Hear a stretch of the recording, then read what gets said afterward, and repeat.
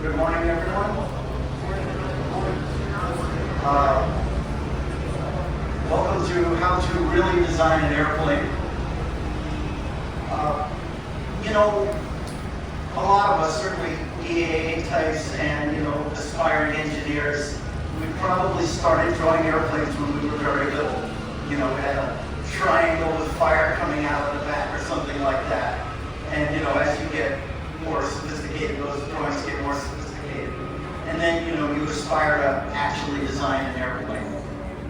And so what I'm going to hopefully introduce you to today is how to go from that idea in your head to a concept design for something you can really build in the real world.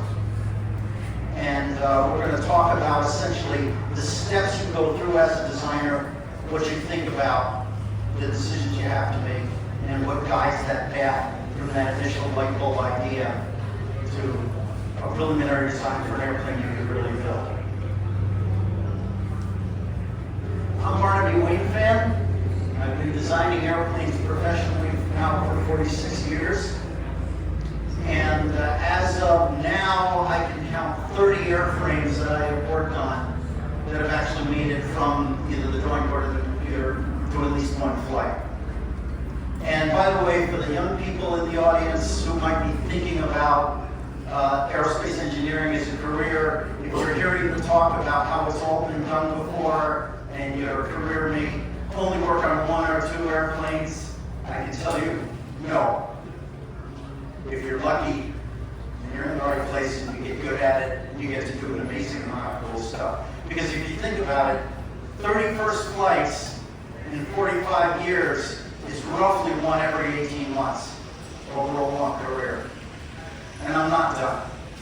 There's more being built and hopefully more first flights to come. Here's just a quick snapshot of a couple of things I've had the pleasure of working on over the years, ranging from, as you can see, the very advanced to the remarkably primitive but a hell of a lot of fun.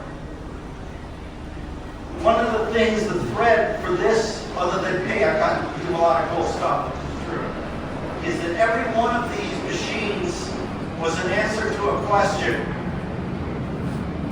for a user and was designed to meet a set of requirements.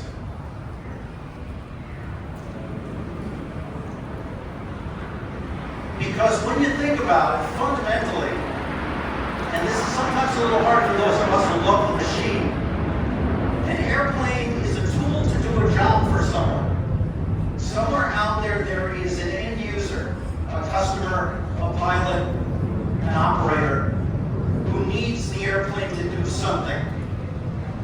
And so the first thing to realize is that what is useful and good in an airplane is defined by the user's requirements, and that is what sets the goodness of the design. And what the engineer thinks is neat, elegant, or cool is irrelevant. And that is a trap a lot of us fall into, because we see this idea and it's just so beautiful. You have to make it work. And sometimes you end up producing a beautifully elegant thing that doesn't do the job the customer wants, and the customer ends up buying someone else's utterly boring, prosaic, primitive machine that makes money for them or carries the cargo or whatever. So that's the first thing to keep in mind. And the second, and this is something you see a lot, if you look at message boards or actually you look at promotional material, there will be a drawing or sketch or in today's world CGI of what we might in the engineering world call a notional design. And people will say, I have a design for an airplane. No, you have an idea for an airplane. How do you get from that idea to a real airplane is what we're talking about today. Because it's really possible in this wonderful world of CGI to make the most incredible things look real. I mean, look at all the cool stuff on this thing. By the way, this chart is 2 years obsolete. Now it's a hybrid. But the basic point is this is not a design. It might be a special effect, it might be the beginnings of an idea, but this is not a design, even though it was done on CAD and made pretty in CGI. So, the first job of the designer is to get real. What a design is, as opposed to a concept or a doodle or something else, is a specification complete, appropriate to the level you're at in the development, for a machine you can actually build and operate in the real world. And that's what we're going to talk about more today. But you got to start somewhere. So every design starts as a sketch. Now, I'm old school. My preferred, most powerful design tool is a number 2 pencil and a quad ruled pad. I do my best thinking by drawing and erasing. And if you look at my notebooks, you will see me drawing the same, apparently the same thing over and over and over again. And it's only after you look more closely that you see that there are these little subtle differences, or the thing I erased when the idea came.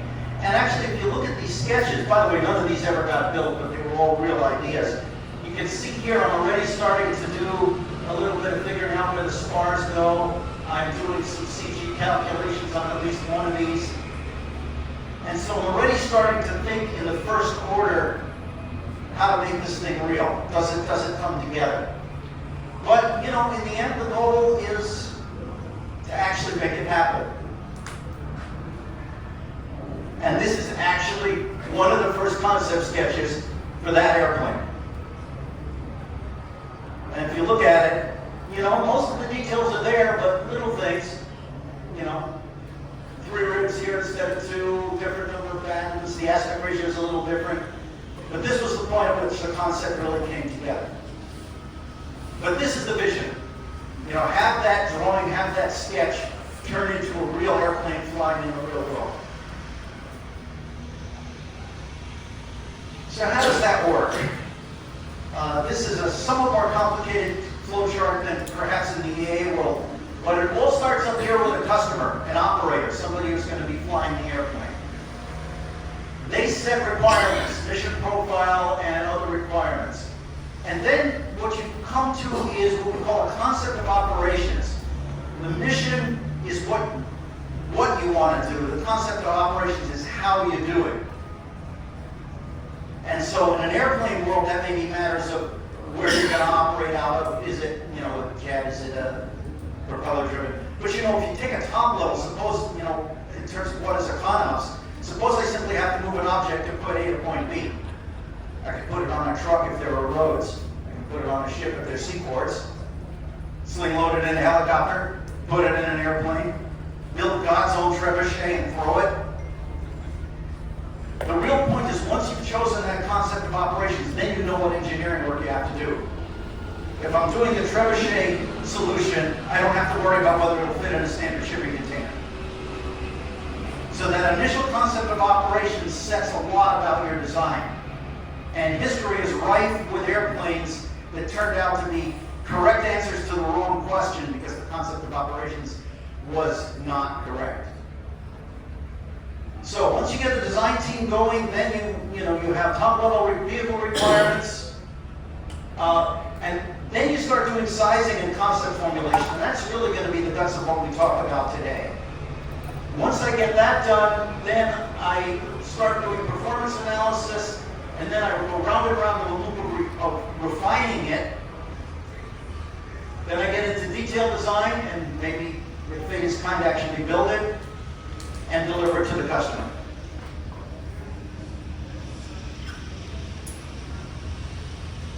So what we're talking about here is the conceptual design part of the mission. So the first thing that happens is we define requirements, and then as I'll talk about in a moment, you have a mission profile, which is the trajectory the airplane has to fly. And then we go through the steps of starting to lay out airplanes, and we establish what we call a baseline. The baseline is the best design you have at the moment. And hopefully, in an iteration or two, it will at least have a chance of meeting requirements.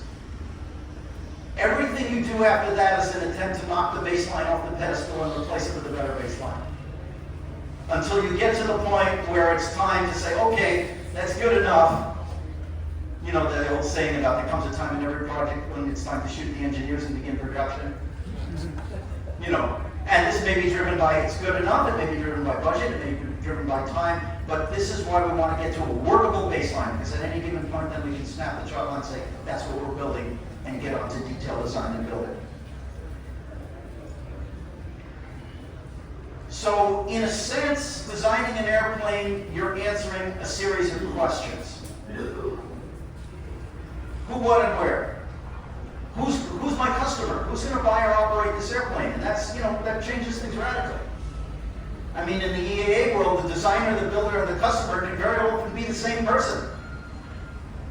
That gives you an awful lot of freedom in defining the mission.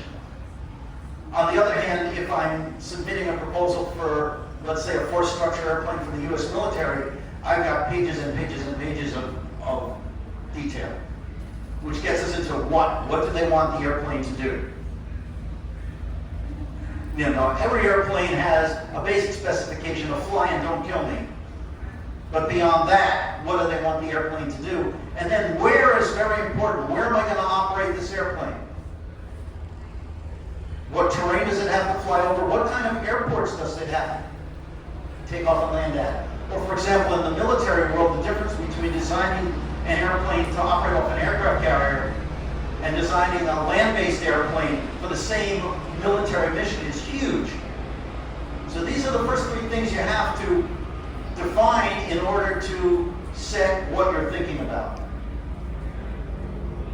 Now there are some universal requirements. Every airplane has these. It has to be airworthy. Not negotiable. Structural integrity is also important. Airplanes that fall apart in midair are rarely successful.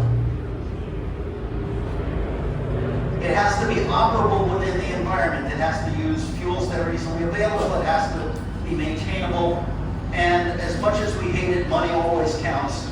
Affordability. Now, various customers have various budgets, but how much it costs to buy and operate and maintain that airplane is always a significant factor to the designer. So, let's start asking about the what part of the problem. Every airplane is designed to do a mission. So, how much does it have to carry? What's the payload? How far do I have to fly? How fast? If I'm a loitering airplane, how long? You know, you take a look like, for example, as a U-2 out on the line there, that airplane's mission is to go hang out and look at stuff. So I care about endurance as much as I care about range. Altitude, how high? U-2 is another example of an extreme there, right? How high, higher than the SAMs can get. And then what are the other requirements? Does it have to do hard maneuvering like a fighter or an aerobatic airplane, right? That's one example. There may be others. You know, crop dusters have to be able to dispense the product at a given altitude and disperse it. But these are the kinds of things you think about. So we all start out with a simple mission profile. You know, we start out, taxi out, take off, climb to altitude, cruise. Some airplanes do something somewhere in the middle. Transports don't, but, you know, a lot of airplanes, you know, if they're delivering a payload, second segment cruise to a descent to wherever we're going to land. That's the simple basics. Now, there are some things that get added to that. For example, we may have to hold for a while. This is why my flight to O'Hare on the way here landed an hour after schedule. Thunderstorms over the airport, hold. You have to have enough fuel, you have to have enough endurance to do that. IFR requirements, for example, when you file an IFR flight plan, you have to be able to hold for 20 minutes, divert to an alternate airport, and arrive at that alternate with minimum 30-minute fuel. So that's over and above. And then there may be lots of other ways that mission gets more complex. But this is what you're designing the airplane to do. This is the trajectory it has to fly. So now we're making design decisions, now that we know this. So, the mission rules. start with the mission and then figure out the configuration to meet the mission, because you know what? A configuration that's great for one thing may be awful for another thing. I mean, if I'm operating out of a short, rough field, high wings, strut brace, big Tundra tires, wonderful, right? If I'm trying to fly from New York to London, it doesn't work very well. And you know, one of the things you see in design very often is every few years there's a magic configuration that everybody falls in love with. And you know, sometimes that new configuration is actually a very good solution for one mission and really poor for another. Sometimes it's not good for anything, but you know, very often it has advantages, but only for one specific mission set. And so it's really important not to fall in love with a concept too early. The other thing that happens is what we call requirements creep. And that is, how about if we just, and boy, that word just is the most dangerous word any designer will ever hear, add X. Okay, I'm going to do a nice simple light sport airplane. Well, you know, I'm registering experimental, so a little faster is fine. Maybe I'll put a little bit bigger engine in, right? And now that it's got all that rate of climb, you know, a little more range might be nice. Put a little more fuel in, and let's say an IFR capability, and you know, it's going fast enough now that if I retracted the gear, it would go even faster. And the next thing you know, I've got a 4-place turboprop.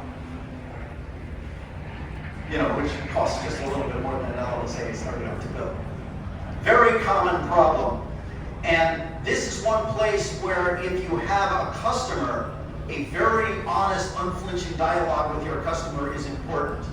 Because if the customer comes and says, can you carry an extra 50 pounds of payload? You know, the answer is yes, but, and the but is it will cost you this much more. And then you can just say, do you want it or not? But you know, we're changing the specification. So, what's good? Goodness relates to the mission. Very important thing. More of something that is not needed is useless. And you know, I used to teach a lot at the undergraduate, senior undergraduate level. And every year I would have one student design team that would proudly tell me how much their airplane exceeded the requirements in the request for proposal we'd given them. And the poor, sad, deflated look on their face when I told them, all you've just told me is your airplane is more expensive than it needs to be, was something, but it's an important thing to learn. So if you look at requirements, though, they break down into bins, basically. The first are the constraints. These are not negotiable. If I have to operate out of a 3,000-foot runway, I have to operate out of a 3,000-foot runway. If the airplane can't take off and land safely there, it's not useful to me. This is a big deal in the Navy world, right? The catapult can only throw the airplane so hard, and the arresting gear can only absorb so much energy, and if you're beyond that, it doesn't matter what the other virtues of the airplane are, period. Okay. Constraints can be dangerous, though, because some of them are arbitrary and cripple the airplane. Threshold. A threshold is a minimum acceptable performance. And you know, in the military world, this is one of the things that our customers are very kind to us about. They typically give us what they call a threshold performance, which is if you don't do at least this, you're non-responsive. And then they give us what they call an objective, or in here what I'm calling the goal. And this says, I'm willing to pay for performance improvement between threshold and this, and beyond that, I don't care. And if your customer is really kind to you, they'll give you a costing rubric for the difference between threshold and objective, because that is always a dilemma for a designer. By a threshold and objective, you know, if I'm competing on cost, I design a threshold airplane. But an objective airplane might be appealing enough for the customer to pay a little more. So God bless the customers that give us a scoring rubric. Otherwise, it's a roll of the dice. Now, sometimes you have what's essentially a figure of merit where more is always better. You know, nobody ever objects to an airplane being cheaper, for example. Or sometimes there are absolute performance numbers. If you're racing, more speed is always good. I have yet to find a single sailplane pilot ever, who won't take another point of L over D or a tiny little bit of improvement in sink rate in their ship. So there are a few things where more is always better, but very often not. And once again, this is a trap engineers fall into. I'm just going to make it better and better and better. Meet threshold. If you can get it to objective at an acceptable cost, great. Ship it. And here's a couple of examples from history of airplanes where the designers really understood this. Spirit of St. Louis. The mission was in the name. Ryan NYP stood for Ryan, New York to Paris. And if you want to read a really, really good book about an interaction between a customer and a designer, read Charles Lindbergh's book, The Spirit of St. Louis, because it describes in much detail his conversations with Donald Hall, who was the designer at Ryan who designed the Spirit. And they had these really interesting conversations. Like, for example, Donald Hall said, "Where should I put the second seat?" And Lindbergh said, "I don't need a second seat. I'm just going by myself from New York to Paris." And Hall said, "Well, you know, but that means the airplane will have no utility after this flight." And Lindbergh said, "I don't care. I just need to get to Paris." Same thing with the fuel tank, right? Critical thing. How do I get enough gas in the air to get to Paris? How do I put enough fuel near the CG? Well, where's the best place for the fuel tank? The whole front fuselage. And Donald Hall said, "Well, okay, but you're not going to be able to see out there." And Lindbergh said, "Well, I can't see when I'm landing anyway. I can stay oriented looking out the side windows, and there's not going to be much traffic over the Atlantic." And then, as a compromise, they actually made a periscope out of a couple of vanity mirrors. And in theory, Lindbergh could use that to look forward, and in reality, he hardly ever used it. But the point is, they went through and they compromised everything else about the design for the one mission, which was pushing to the limit of what could be done at the time. And it's really, really a wonderful thing to read about how these two people work together with a real focus on the mission. And you know, if you look at all of the other attempts, the competitors to Lindbergh, one of the things you'll see is all of the rest of them were multi-place airplanes. All of the rest of them had additional capabilities beyond just get there, and none of them did. Because all the secondary stuff actually hurt them enough that Lindbergh, with this extremely focused program, was able to come out ahead. Now the other one,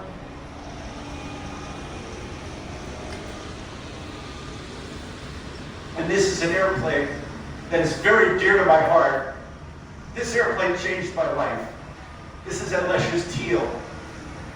I saw a picture of this airplane in Flying Magazine when I was 12 years old, and went, "My God, that's cool." I didn't understand it at the time. But what this airplane was built to do, it said, you know, Teal, built by Edgar Lesher from Ann Arbor, Michigan, holds 11 world records. Well, Professor Lesher decided to try to set records for speed and distance in the 500 kilogram takeoff gross weight class. So he had an absolute constraint. Now he came up with this amazing configuration, but if you look at the airplane in more detail, everything was optimized to minimize weight and drag. It has a retractable landing gear. It takes 11 separate operations to retract the gear because there are no interlinks everywhere. Everything is a latch and a cable pull. So if you ever saw it fly, it would take off and then it'd fly around, and then one gear leg would go up, and then it'd fly around a little while longer, another gear leg would go up, and so forth. And it's all the way through the airplane. And then, in absolute dedication to the mission, at the time he started to build the airplane, Professor Lesher weighed a little over 200 pounds. The airplane gets 40 miles to the gallon, 6 pounds of gas, right? He shed something like 60 pounds, dieted down. 60 pounds, 10 gallons of fuel. He added 400 miles to the range of that airplane by going on a diet.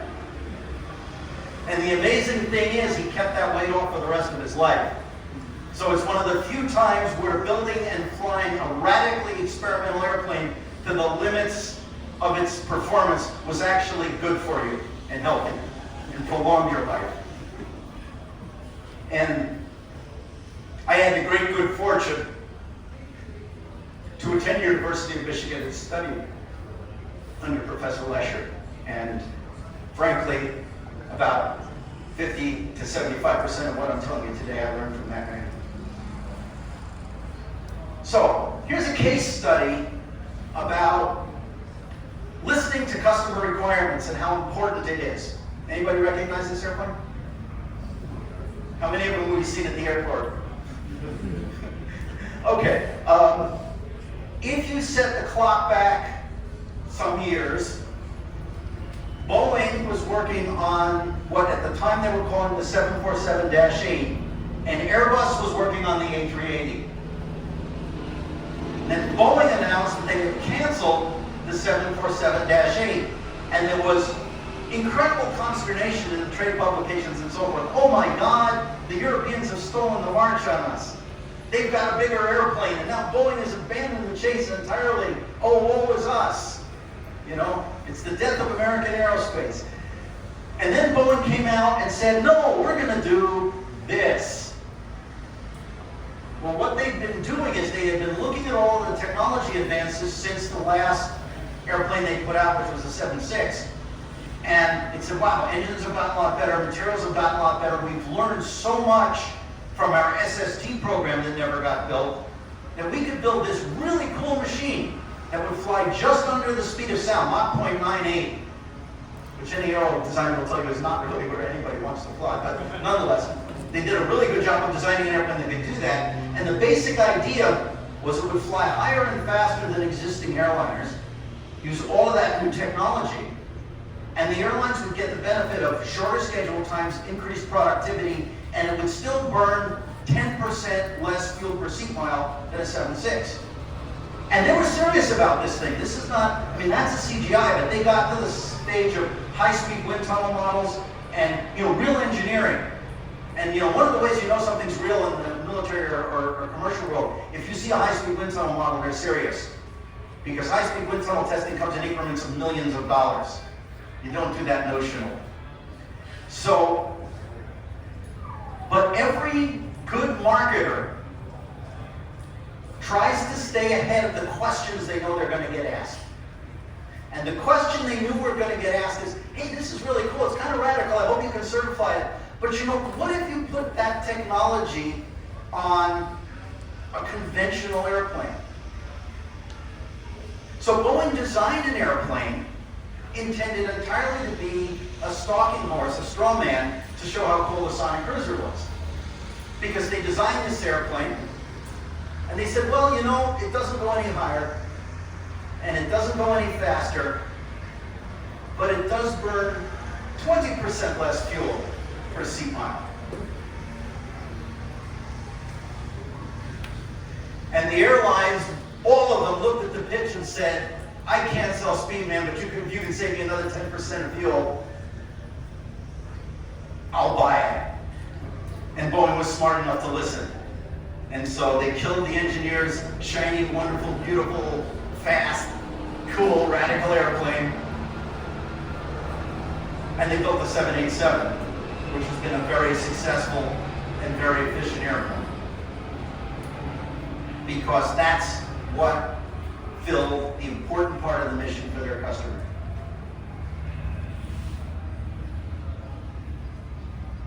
So this kind of leads us into the basic idea of what happens with conceptual design, right?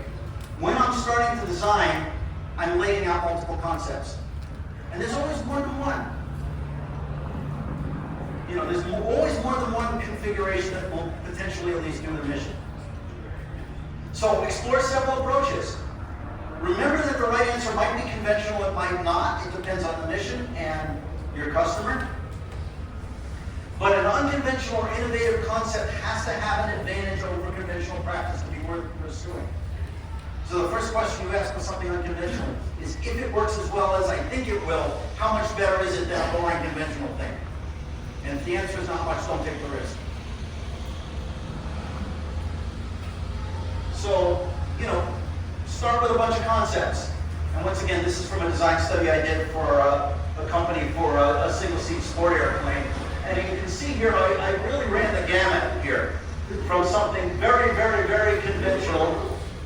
to something that was sort of optimized for simple manufacture.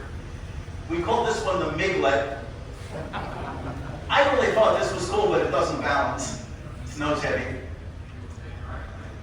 You know, and then we went on to various more radical things. We ended up down selecting. This project got as far as this RC model, which flew really, really well. You know, if I live long enough someday, I would like to see that airplane get built.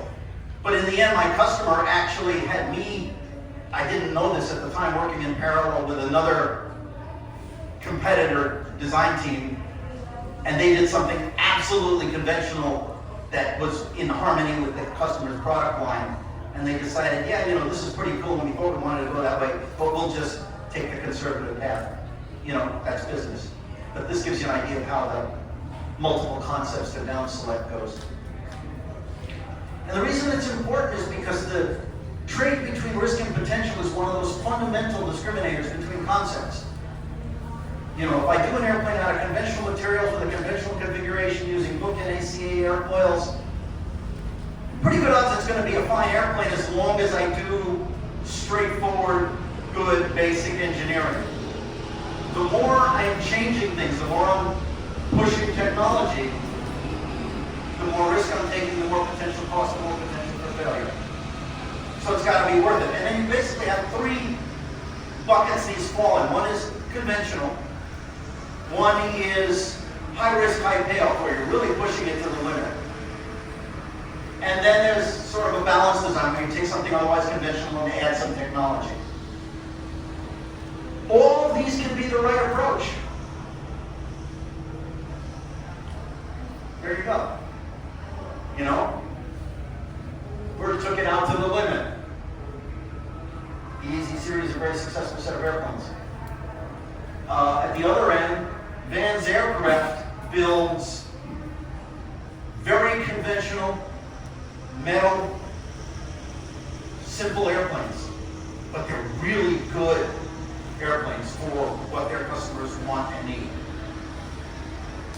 They're straightforward to build, they have good flying qualities, they have good enough performance, they're rugged, so more power to them. And then in the middle you have things like the Lancer Legacy, where conventional wing body tail airplane, but composite construction, modern laminar airfoil, you know, somewhat more sophisticated wing platform. So for the same power, the Lancer is going to be faster than the Vans.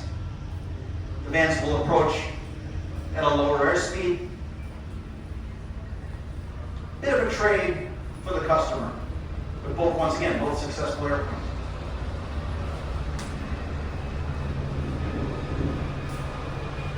So, conventional, innovative, or radical.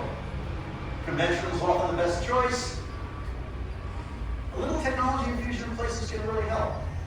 You know, you look at it like even on Vans airplanes, the improvement in cooling drag over the last 30 years as people really understand how to make the airflow through a cowling. It's been remarkable.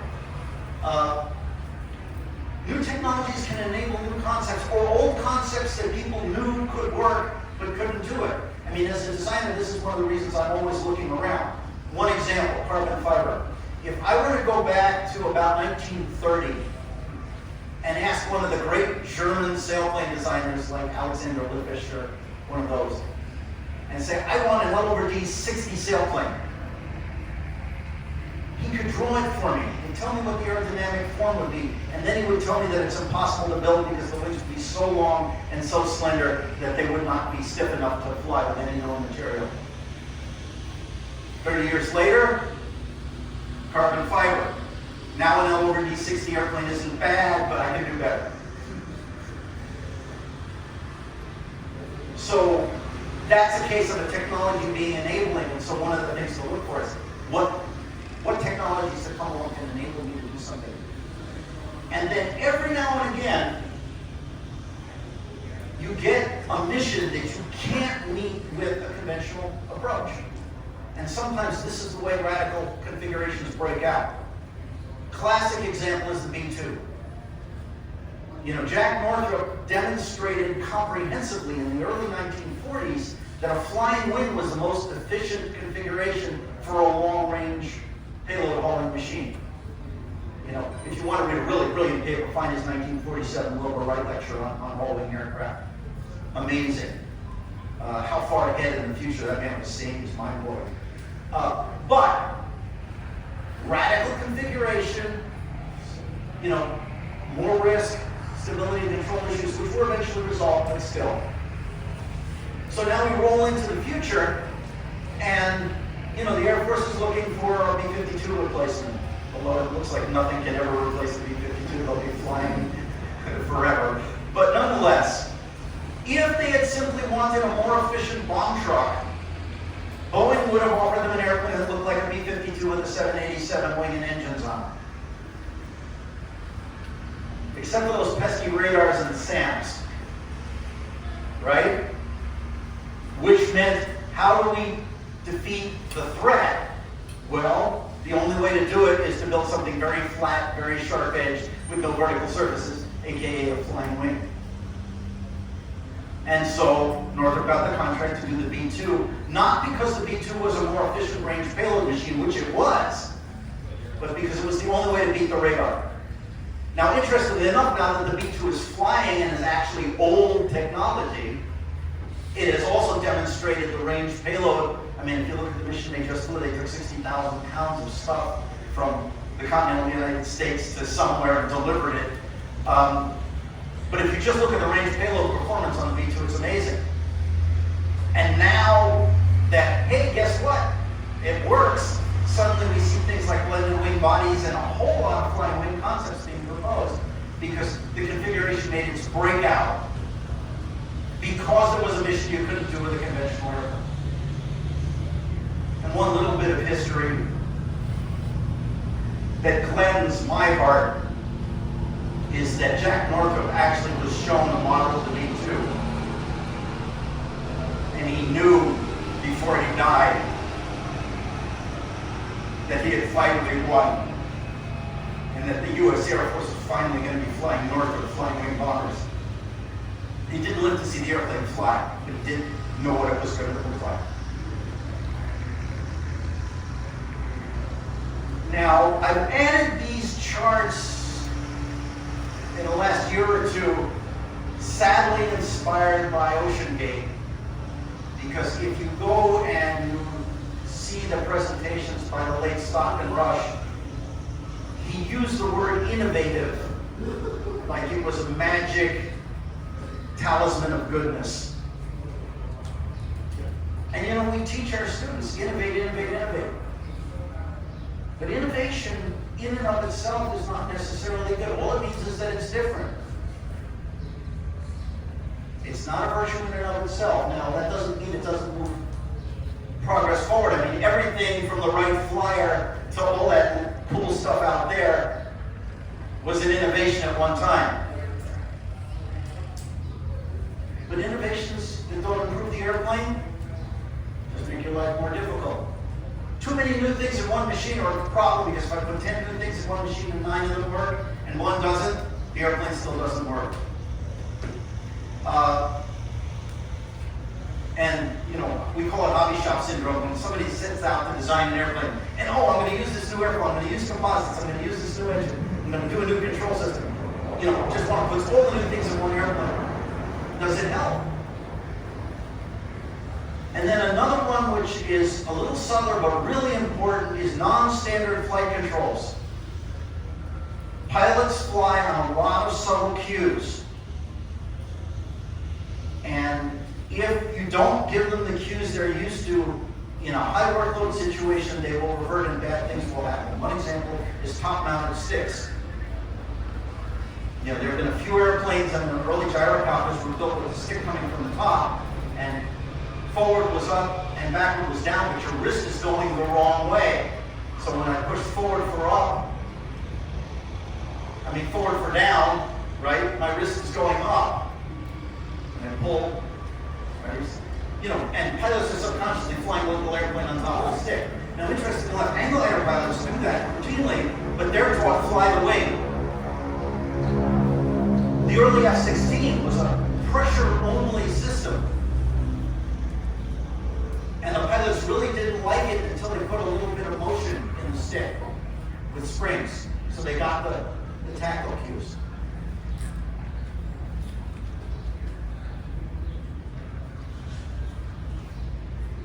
I'm not sure whether I left the chart in here, but the thing to realize when you're thinking about innovation is conventional practice is not conventional because the old people were stupid. It became conventional because it works. And any departure from that, you're taking some risk. So it's a two-edged sword. Will it get things better? Yes, every improvement is an innovation. It's a departure from conventional practice. But understand why conventional practice became conventional as you innovate. Okay, now we've been through all of this conceptual stuff. Now we can really get into sizing and layout. So, important, the big win and loss happens at the basic vehicle architecture level. If you've got the basic configuration right, the rest is a whole lot of work and a whole lot of details.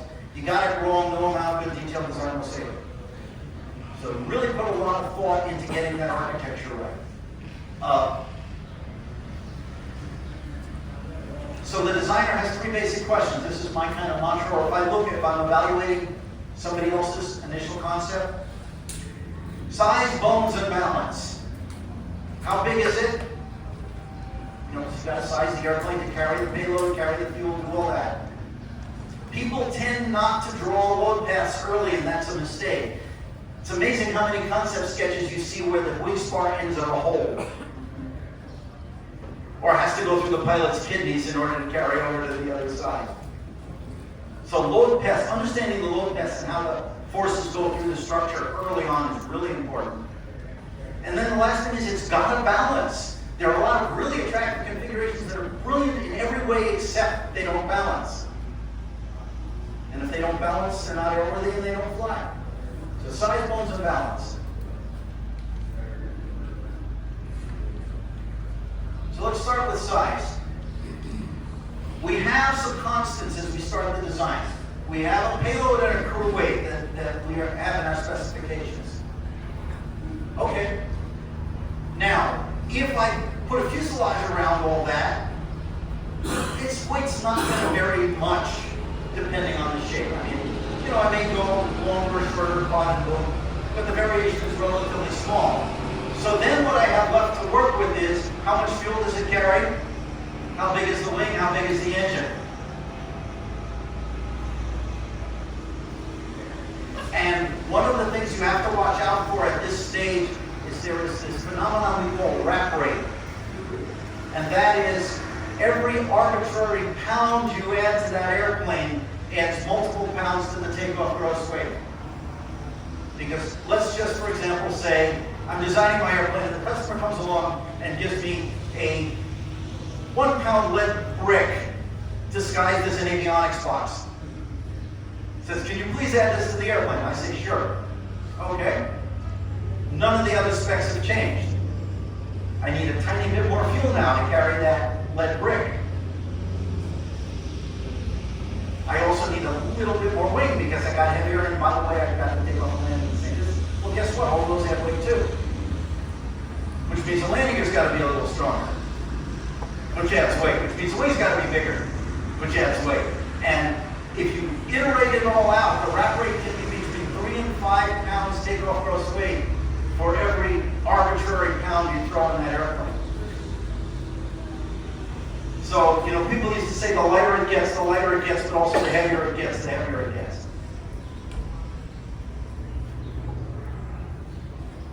But, you know, we got to start somewhere. And, you know, by the way, one of the big challenges in design is where do I start? So, historical data. It's not like we're building the first airplane ever. So when you do the original weight data, there's a method called the weight fraction method, and that is, if you break an airplane down historically, you know, if you've got good weight data, you can express the various pieces in terms of a percentage of the takeoff gross weight. So you've got a structural weight fraction and a payload fraction, and typically what we call a fuel fraction. Or an empty weight fraction, right? If I have a weight fraction from a known airplane and I start with my payload, for example, and I assume the fractions are the same, Gives me a pretty good idea what the gross weight is to start with. Then I size to that and I iterate with more detailed performance calculations. So, fortunately, Cessna has given us a beautiful example from history about that you can use to see how this method would work. Because, 50 plus years apart, they built two airplanes that were essentially similar configuration, same materials, modified version of the same engine. So if I look at the Cessna 150, here's the breakdown. 63% empty weight, 28% payload,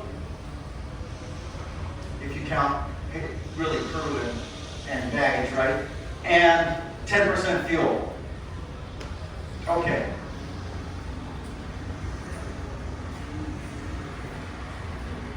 Now look at it for the Cessna 162. Remarkably close. And so, here's what would have happened if I were the designer of the 162 starting out. I would have predicted from weight fractions from the Cessna 150, the orange bars, and the actuals are what I got. That's really close. So that gives you an idea of how this weight fraction method gets you started. And then, if you do a good job, maybe you'll actually beat the historical airplane a little bit in payload fraction or fuel fraction or something like that. But it gives you a good place to start.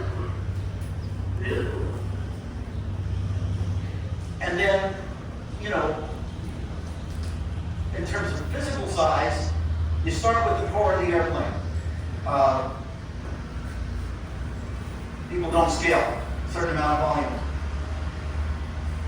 Fuel doesn't scale. You need a certain amount of volume.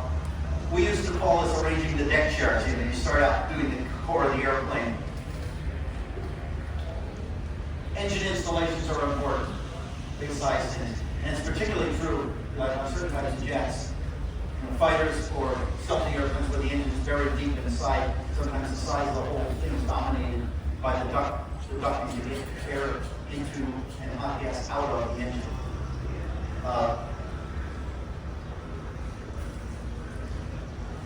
So the next thing we do is size the wing. Wing loading is one of the primary sizing parameters. And what sets that? Well, a bunch of things. Cruise performance tends to drive you toward high wing loading if you're trying to go fast. Takeoff and landing tend to drive you to lower wing loading.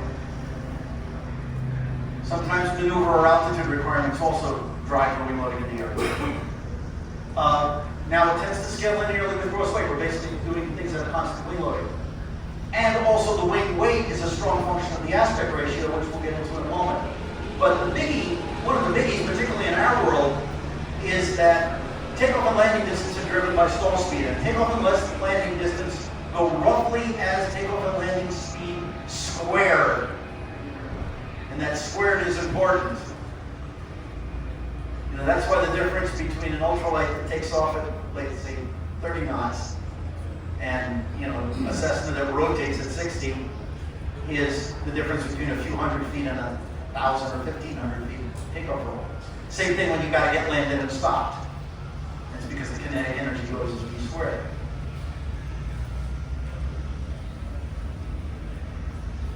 Cruise drag depends on your altitude. The higher you are, the more you're dominated by the wing characteristics, the lower the wing loading you want to be. And also, you tend to be dominated by induced drag, so you want more span. Low altitude, you're dominated by parasite drag. That tends to drive you toward a low wing loading. Think a cruise missile, for example. No, it doesn't have to take off or land. Well, it does land, but only once. And so the wings are tiny. You compare that to the other extreme, the U-2, which is flying up at 70,000 feet. And stall speed, you find in the light airplane world, almost all light airplanes, certainly singles, wing loading is set by a regulatory stall speed. For light stroke, we have 45 knots in the clean configuration. For far part 23, it's 61 knots dirty. And, you know, in the EAA world, you know, we are not bound by those regulations, but, you know, we should be mindful of them nonetheless. And here's why. Survivability. This is a bunch of SAE crash data taken from a report I read years ago. And what this is, on this axis, is the impact angle in an uncontrolled collision with the ground. And this is the speed at arrival. And if you're on this side of the line, you're dead. That does not mean you will walk away here. It means you'll survive the impact in repairable condition. It's a lot in this chart. And one of the things to see, this is one number that really gets me, that 76 or 77 knots. You know, it doesn't sound that fast to us airplane people. But think about it, it's a little over 90 miles an hour. Imagine getting dumped off road with no brakes and no steering at 90 miles an hour. Even in a car. That's a bad situation. So what it says is if your takeoff and landing is faster than that, you either got a parachute, an ejection seat, or you better make it to a smooth runway. It also shows you that as much as we sometimes don't like regulators, sometimes they're right. 45 knots, which happens to be light sport, stall speed. Well, guess what? Unless you fly at 90 degrees into the ground or a brick wall, you'll live through it. Not a bad idea for a light, simple system intended to be flown by inexperienced pilots. Likewise, if you take a look over here at 61 knots, 30 degrees impact angle. Okay, what is that telling me? If I'm at 61 knots, I add a few knots to avoid stall. I'm still, 10, 20 degree approach angle, which means if I trim the airplane at, 1.2 stall and fly into the ground, if I've got a 61 knot stall speed, I'm still in a survivable condition when I arrive at the ground if I don't run into a hard obstacle. So some of these regulations do make sense from a safety viewpoint. So even though we're not bound to them, being mindful of them and thinking, okay, why are they there, is important.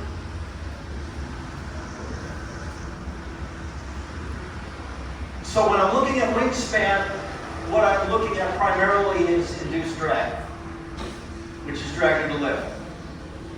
It's important at climb airspeeds, it's important at loiter. More span improves your rate of climb unless the wing gets too heavy. Improves your L over D if you're a sailplane. At high altitude, induced drag is very important. However, increasing aspect ratio, increasing span and constant wing area makes the wing heavier. So now I'm into that trade between, since I'm reducing the drag due to lift, but making more lift because I'm heavier, there's an optimum out there somewhere. And it depends on where I'm flying. And then, of course, for extreme cases, large airplanes, ramp and taxiway becomes a real issue. I mean, one of the reasons the A380 was an economic failure was because they assumed that many hub airports would be willing to build new taxiways and new ramps for the wingspan of the A380, and only a very small number of them did. Boeing learned that lesson, which is why the 777X, which is now in certification testing, actually has folding wingtips. And you think about what could possibly drive the designer of a commercial airplane to go through all of the hassle of designing an airplane with folding wings and getting it certified, including, by the way, they had to certify that it was controllable asymmetric if one wingtip folded in flight. Well, it's the economics of the ground handling. So we can use standard gates.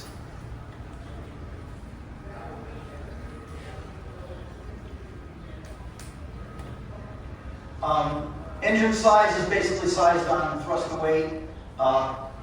Must meet all the requirements, takeoff, climb.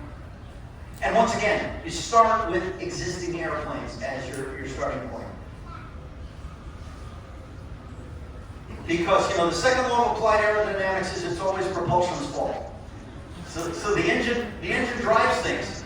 You know, specific fuel consumption drives how much fuel you need, and getting the engine and airframe to match can be difficult. One of the things that happens when you do sizing in a code is you use what we call a rubber engine, which basically is a cycle to match an existing engine and the weight scales. And inevitably what you discover is you need somewhere between 0.7 and 1.2 of an existing engine.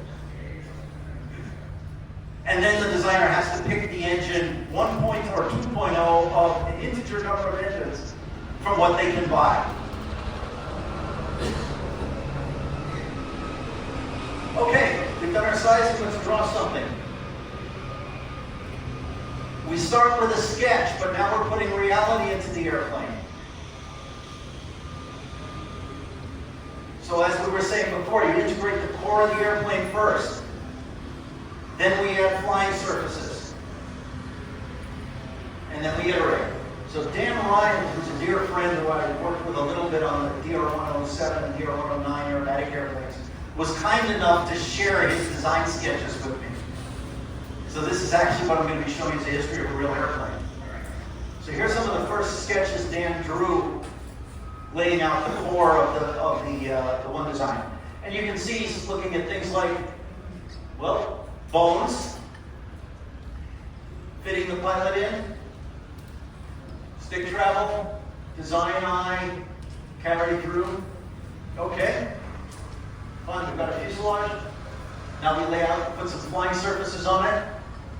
Now we've got the beginning of an airplane. Now, multiple design iterations later, we're refining it. And now we've got what the airplane ends up really looking like. So, bones. Very, very important to get the major load tests in that first sketch. Major programs have failed because of this. You know, many years ago there was a Navy self-attack airplane called the A-12, General Dynamics and I believe Lockheed, and otherwise known as the Dorito, the flying Dorito. And that airplane failed because the weight kept growing and growing and growing and growing. And just very late in the program, they realized that the whole bottom of the airplane was doors. And they were trying to kick the loads all the way around the perimeter. There were no clean cross-ship load tests. And it just kept getting heavier and heavier and heavier, and they could never get it to converge. So, wing spar carry through, fuselage structure for forwarding and bending, and remember that skins and frames have thickness. You know, it's very nice to draw this beautiful thin pencil line, and then the structures guy comes back and says, yeah, well, I need a 1-inch cap on that frame. You know, it's one thing if I'm skinning a wing with 20 thousandths aluminum, it's quite another if it's a load-bearing skin. Secondary structure. This is where concentrated loads gets dumped into the structure. This can be really important. So, for example, landing gear. Large concentrated load getting punched into the structure. You've got to be able to bounce at 2 Gs plus. A lot of people start out, they draw their airplane and they just draw a little lollipop sticking out the bottom. And the lollipop ends somewhere not near a major load path. Then you have problems trying to get the whole airplane to come together. Seat mounts, payload hold downs,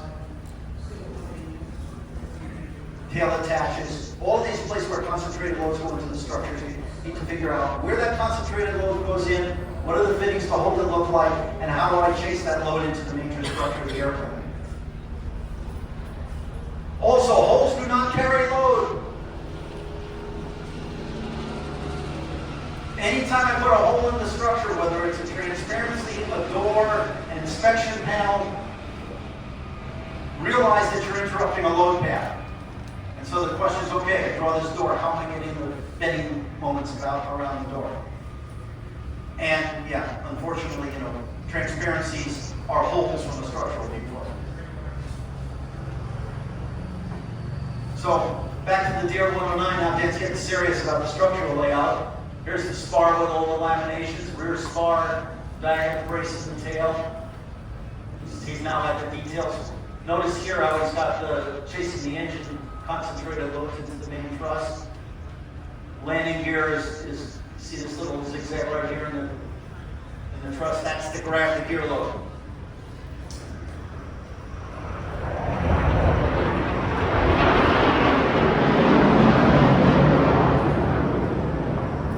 Lastly, it's got a balance. And there's two things I care about on balance. One is the physical center of gravity, where it is and how much it moves. And the second is aerodynamically, where can that CG be in order for the airplane to have acceptable flying qualities. You have to take every condition that can happen in flight into account. And it's really important to make sure that the pilot or circumstance cannot do something in flight that moves the CG out of the acceptable range. Big problem in airplanes that drop payloads. If my bomb bay, for example, isn't near the CG, I let go of a weapon, and suddenly CG moves all over the place. Crop duster, the hopper is always at the CG. There's a reason. And fuel needs to be centered around the CG in such a way that everything from full fuel to zero fuel stays within the CG range.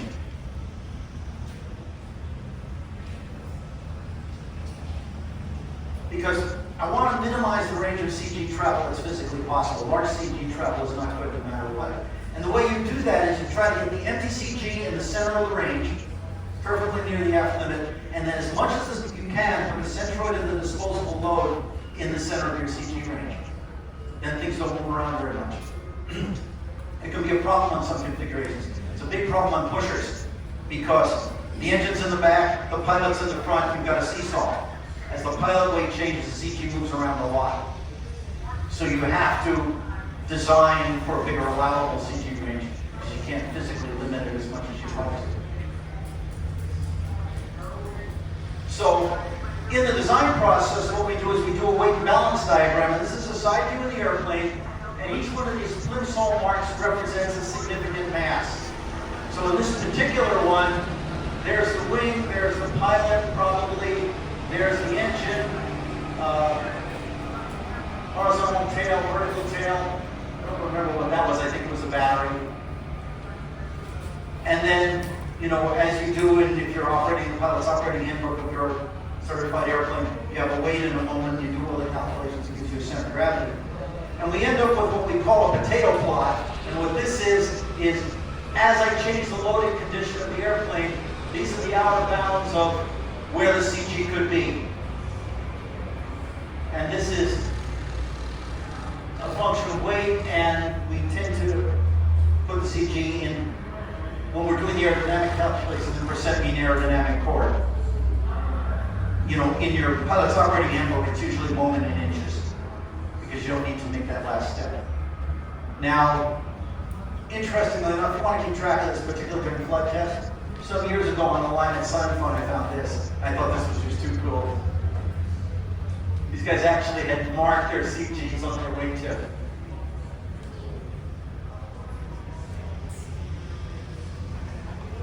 But here's a situation you really want to avoid. This is a problem that happened on some of the early fast class airplanes where they had a cowl fuel tank, a header tank. So you were feeding from the wing tanks into the cowl tank and from the cowl tank into the engine. Cowl tank is well forward. Well, it turned out on some of those airplanes, you put two big people in, you'd start out full fuel, max gross weight, you're burning aft a little bit as the fuel burns, but maybe you divert to an alternate airport, and you start burning the cowl tank and the CG runs aft. So you're zero fuel weight, right? Zero fuel weight with the people. So this is wheels touching down just as the engine flames out. My God, thank God you made it. But here's the thing. If your FCG limit was here as opposed to the original airplane, somewhere during the burn of that cowl fuel tank, you go outside your FCG limit. What that means is part of that fuel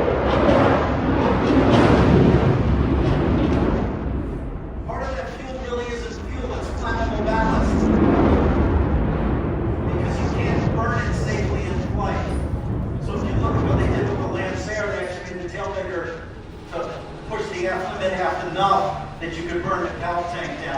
even though that's an emergency situation, you know, it has to be possible to stay within the safe bounds. Even if I burn the last drop of fuel out in flight. I don't ever want to do that. But at the very least, I want the airplane to be controllable in the glide, in the zero fuel glide to the emergency touchdown point. So, that allowable CG range is set by multiple things. The aft limit is typically set by stability. Static margin, stick force per G. In the fighter world, where we're unstable and we're augmented with a computer, pitch down recovery is very often the most important. On a high angle of attack, the airplane wants to pitch up. Does the tail have enough power to push the nose down? Or how unstable? Time to double on amplitude is a measure of how unstable it is. If I get too unstable, the computer can't keep up. Forward CG is set by trim. It's either set by nose wheel liftoff or the ability to trim the airplane.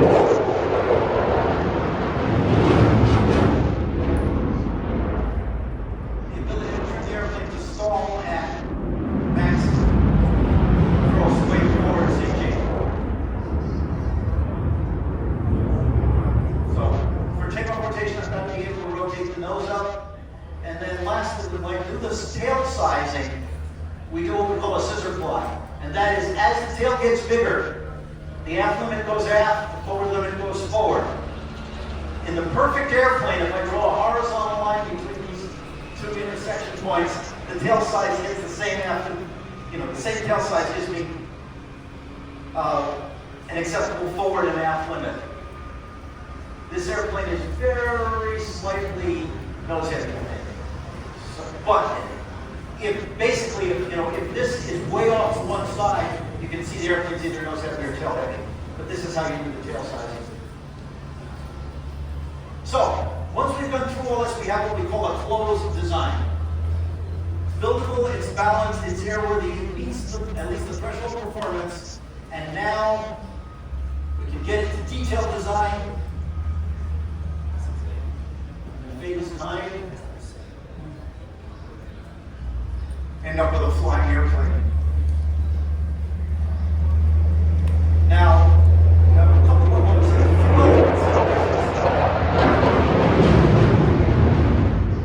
are weird, but sometimes important. Regulations, taxes, and pricing. There are some tax schedules that have step functions on gross weight. I have a friend who used to run an FBO, and they told me that, for example, the airport fee was a step function based on weight. So you really want it to be that 1 kilo lighter to save the 100 euros or whatever. Comfort, ease and entry of getting in and out. Basically operational stuff. And then also, a good designer should keep in mind the folks who don't get a vote on the money, but have to maintain and operate the airplane. Put things where they can be reached without bloody knuckles. Realize that somebody's got to fuel this airplane, somebody's got to service this airplane, and here's one case that the designers never think about, but the rare people do. If you're designing a business jet, where do you put the pump out port for the lavatories? The easiest solution is a straight pipe out the bottom of the airplane, which means that some poor rampy has to put on full PPE and climb under there to plug it in, because the day they don't take their PPE is the day that damn thing is going to leak. Yeah. For a very small amount of weight difference, you can put a little elbow in there, plug it in the side, and save that poor soul's misery for the entire time that airplane is operating. So these are the secondary things you think of in detailed design. And with that, I thank you for your attention, and we'll take some questions for as long as we reasonably can. And if the next speaker is here, please make yourself known so I don't step on your time.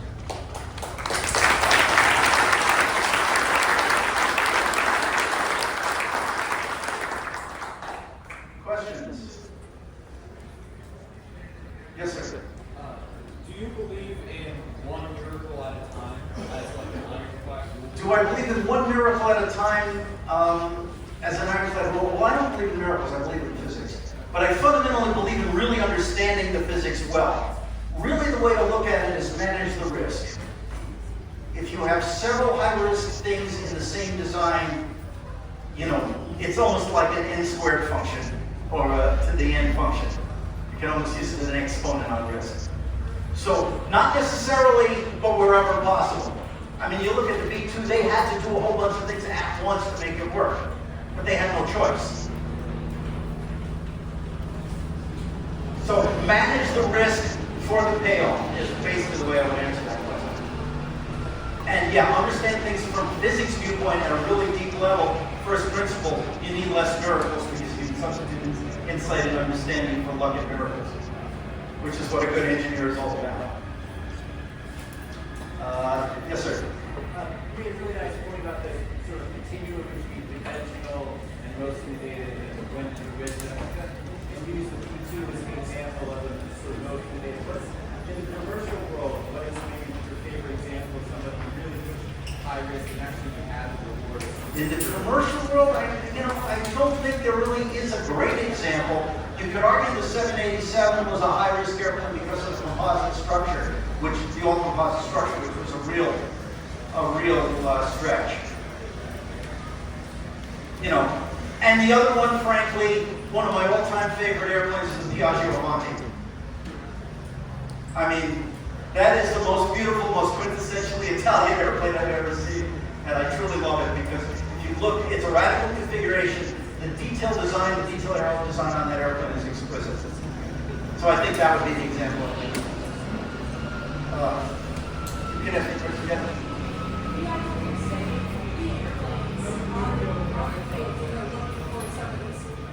Three airplanes on. Oh wow.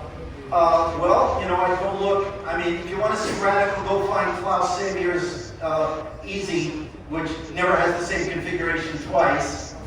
If you want to see just brilliant conventional design, go look at Vans, anything Vans has. And you know, in the middle, probably the Lanceras still. Anyone else? Yes, sir. What tools do you use to make your custom airfoil for your mission? What tools do I use?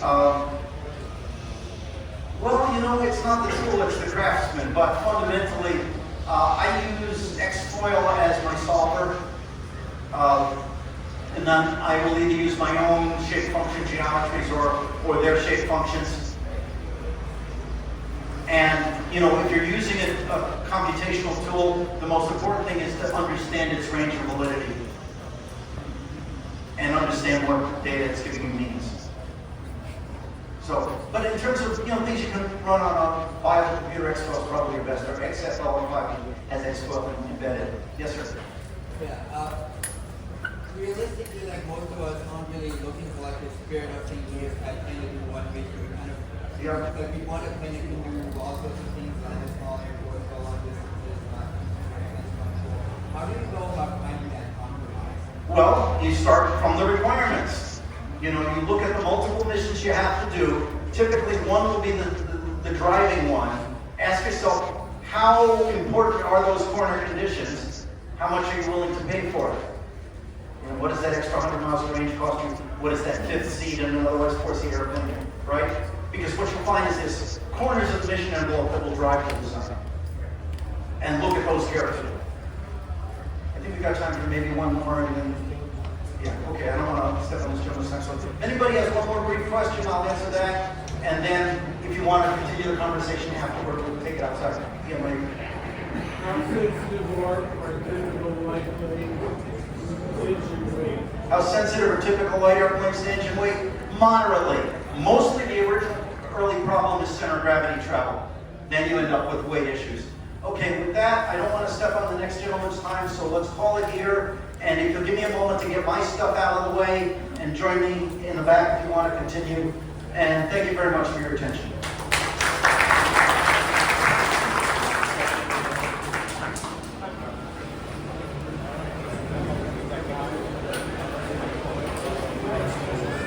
Where are you meeting him? Somewhere at the At the Skywagon Park.